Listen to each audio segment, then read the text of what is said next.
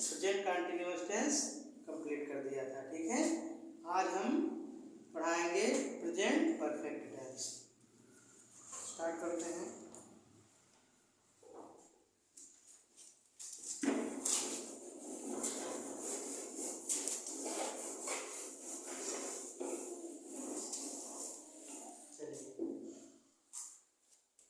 तो present continuous हो गया था, अब हम शुरू करेंगे present perfect tense.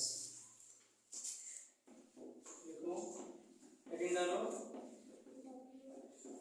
Present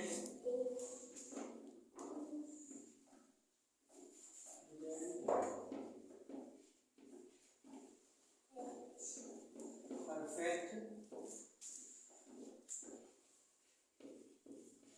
tense.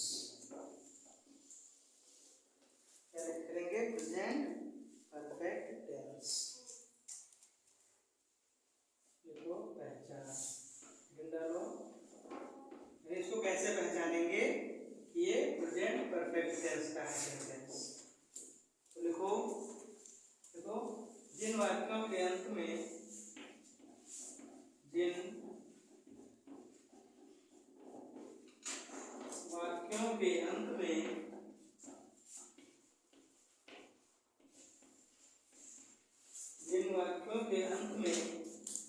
चुका है, जिन वाक्यों के अंत में चुका है, चुकी है, चुका है, चुकी है, चुके हैं, चुका है, चुकी है, चुके हैं, लिया है,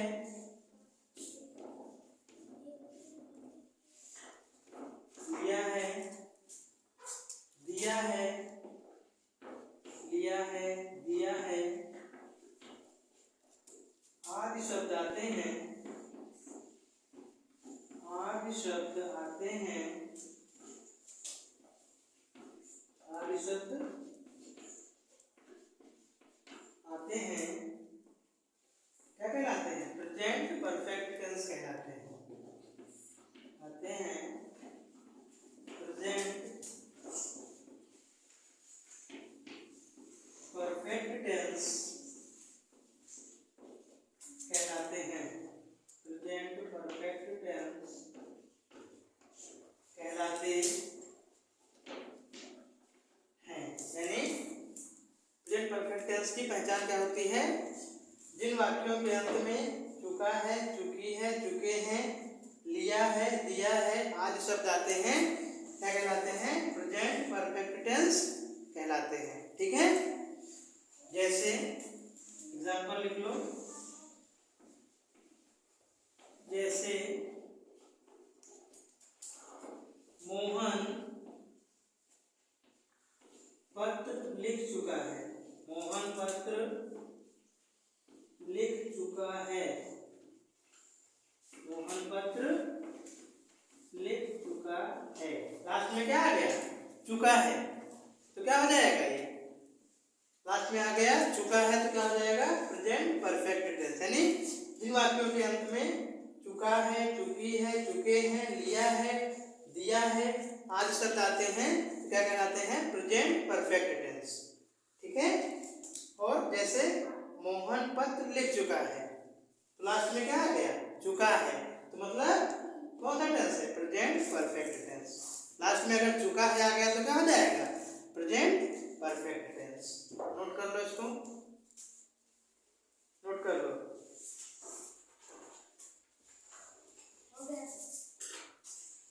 चलिए, ये पहचान हो गई।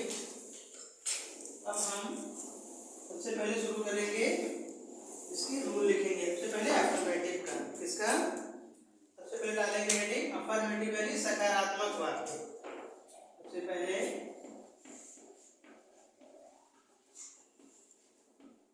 Affirmative sentence, affirmative sentence. तो सबसे पहले सिंगुलर का, अफर्मेटिव में सबसे पहले सिंगुलर। सिंगुलर का क्या होता है? सिंगुलर का subject has, subject has plus verb की थर्ड फॉर्म, वर्ब की थर्ड फॉर्म और प्लस ऑब्जेक्ट। क्या होता है सिंगुलर में, क्या होता है प्रेजेंट परफेक्ट टेंस के अफर्मेटिव जब बनाते हैं सबसे पहले सब्जेक्ट, फिर हैज, फिर वर्ब की third form plus object. Plural में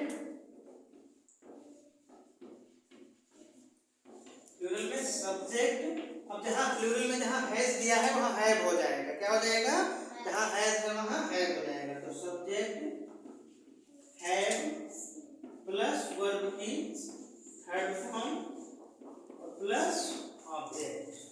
यानी जब हम प्रेजेंट परफेक्ट टेंस का अफर्मेटिव में जब सिंगुलर बनाएंगे तो क्या होगा, सब्जेक्ट और हैज लगेगा, हैज और वर्ब की थर्ड फॉर्म लगेगी। जैसे गो का मतलब go first form, went second form और गॉन थर्ड फॉर्म। तो गो वेंट गॉन, तो गो क्या है फर्स्ट फॉर्म है, वेंट क्या है सेकंड फॉर्म है और गॉन क्या है थर्ड फॉर्म है। जब हम प्लूरल बनाएंगे तो सब्जेक्ट, अब हैज के साथ प्लूरल में क्या आ जाएगा, हैव आ जाएगा। तो subject plus have plus verb की थर्ड फॉर्म और प्लस ऑब्जेक्ट। ठीक है, इसके साथ में वर्ब की थर्ड फॉर्म हमको याद कर लेना है, धीरे धीरे याद करते चलना है कि इसमें वर्ब की थर्ड फॉर्म ही लगेगी। जैसे गो का go first form, went second form, gone third form, write first form, rode second form और रिटेन थर्ड फॉर्म। इसी तरीके से तीनों फॉर्म हम धीरे धीरे इसको अपने जो है याद कर लेना बुक से, उसको हम लिखवा भी देंगे साथ में। इसको नोट हो गया ये। अब हम इसमें क्या करते हैं कि एक सेंटेंस बना लेते हैं।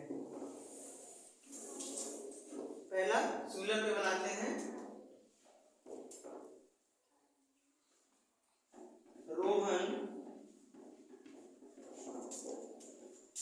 रोहन बाजार जा चुका है, रोहन बाजार जा चुका है। चुका है लास्ट में कौन सा टेंस है, प्रेजेंट परफेक्ट टेंस। तो रोहन क्या है सिंगुलर नंबर, तो सब्जेक्ट यानी रोहन, अब हैज है, हैज सिंगुलर नंबर से क्या लगेगा हैज, तो रोहन हैज। अब जाने का होता है गो, तो गो का third form go went gone, तो रोहन हैज गॉन। क्या हो जाएगा, रोहन हैज गॉन टू कहां पे market, Rohan has gone to market. ये हो गया सिंगुलर का। प्लूरल का बना लेते हैं, तुम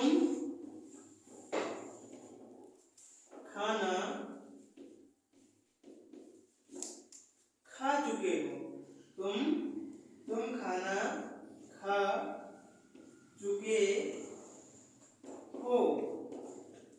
तो इसमें क्या हो जाएगा, तुम है तो तुम का प्लूरल में आ जाएगा, तो लिखेंगे यू। तुम का क्या होता है यू, अब यू के साथ प्लूरल के साथ क्या लगता है तो यू है।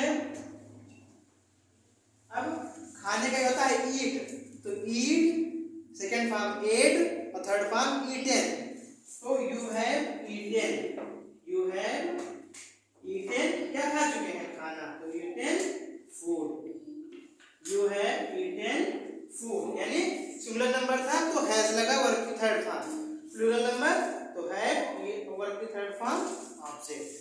नोट कर लो इसको।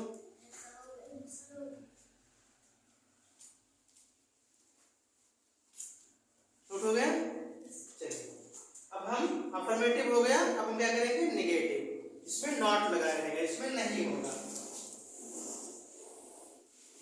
इसको ध्यान से ध्यान दीजिएगा, फार्मूला इसमें मेन है सबसे पहले, तो अब करेंगे नेगेटिव का, NEGATIV नेगेटिव सेंटेंस।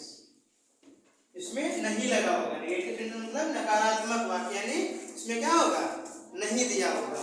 तो सिंगुलर का पहले फार्मूला लिखेंगे, सिंगुलर का subject plus has plus not plus verb की थर्ड फॉर्म, वर्ब की थर्ड फॉर्म और प्लस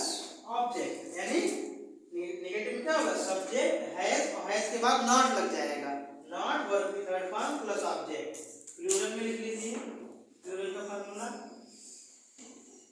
इसमें सब्जेक्ट हैव, समझने की केवल बात है, उसमें कुछ नहीं, हैज के बाद नॉट, इसमें हैव के बाद नॉट, तो subject have plus not plus verb की थर्ड फॉर्म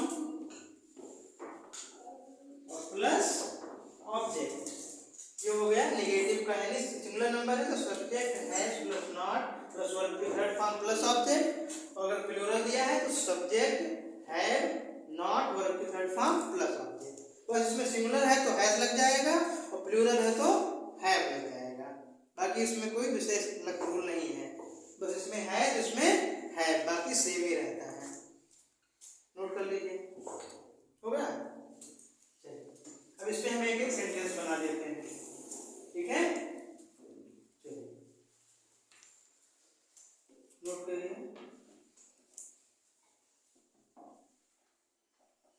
रीता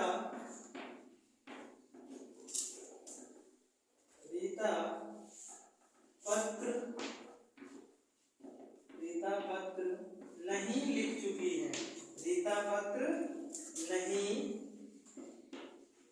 लिख चुकी है। क्या हो गया, नहीं आ गया तो मतलब नेगेटिव सेंटेंस, तो रीता पत्र नहीं लिख चुकी है तो क्या करेंगे, रीता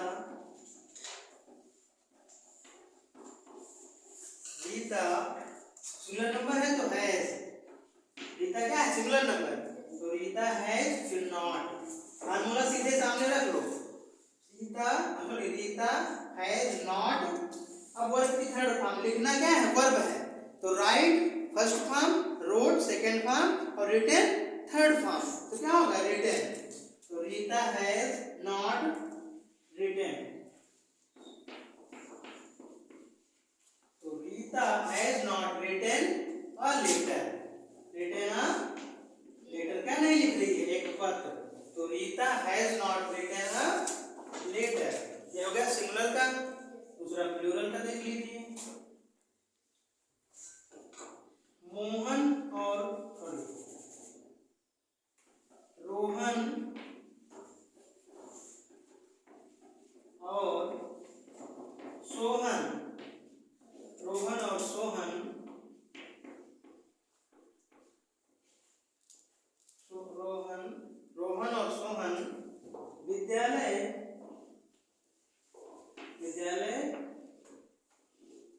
नहीं जा चुके हैं, रोहन और सोहन विद्यालय नहीं जा चुके हैं, नहीं जा चुके हैं,